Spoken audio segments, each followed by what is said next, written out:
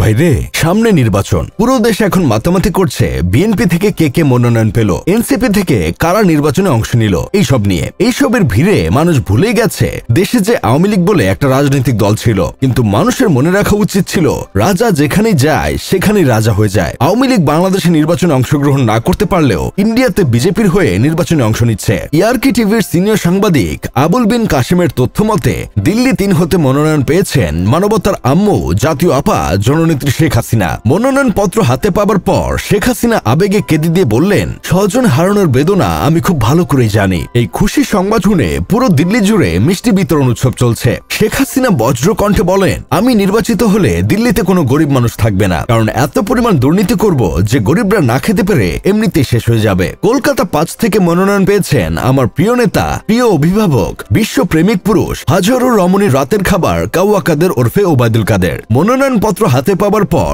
ওবায়দুল কাদের স্টেজে উঠে বলেন, আমরা করোনার চেয়েও বেশি শক্তিশালী। আমি নির্বাচিত হলে ডিজিটাল ভারত মাতাকে স্মার্ট ভারত মাতা বানিয়ে ফেলবো। এই কথা বলার সাথে সাথেই উনি স্টেজ ভেঙে পড়ে যান। দিল্লির 7 থেকে মনোনয়ন পেয়েছেন অল টাইম মাল খেয়ে টাল হয়ে পড়ে থাকা প্রযুক্তি বিষয়ক উপদেষ্টা সজীব ওয়াজেদ জয়। মনোনয়নপত্র হাতে পাওয়ার পর উনি ঘোষণা দেন, আমি নির্বাচিত হলে দিল্লির প্রতিটা পোলাপান যেন কুষ্টিয়া লালন মাজারের উড়ন্ত গাছের পাতা সেবন করতে পারে সেই ব্যবস্থা করব। শুধু তাই না, মৃণাল কান্তি দাস নামের একটা স্যাটেলাইট মহাকাশে পাঠানোর ব্যবস্থা করা হবে। দিল্লি 12 থেকে মনোনয়ন পেয়েছেন শেখ রেহানা। শান্ত স্বভাবের এই নেত্রী বলেছেন, আমার বড় আপা যে পথে হাঁটছেন আমিও সেই পথেই হাঁটব। পরিস্থিতি যদি কখনো এমন হয় ভারত থেকেও আমাদের চোরের মতো পালিয়ে যেতে হয়, তারপরও আমি আপা সঙ্গ ছাড়ব না। চিন্তা করে দেখেছেন ভাই, বোনের প্রতি বোনের কি পরিমাণ ভালোবাসা থাকলে এমন কথা বলতে পারে। আজ যা বলছিলাম, কেরালা 4 থেকে মনোনয়ন পেয়েছেন সবার প্রিয় ছাত্রনেতা সাদ্দাম হোসেন। মনোনয়ন পাওয়ার পর উনি ঘোষণা দেন, আমি নির্বাচিত হলে কিভাবে পড়াশোনার গোষ্ঠী মেরে রাজনীতি করতে হয় সেটা পোলাপানদের শেখাবো।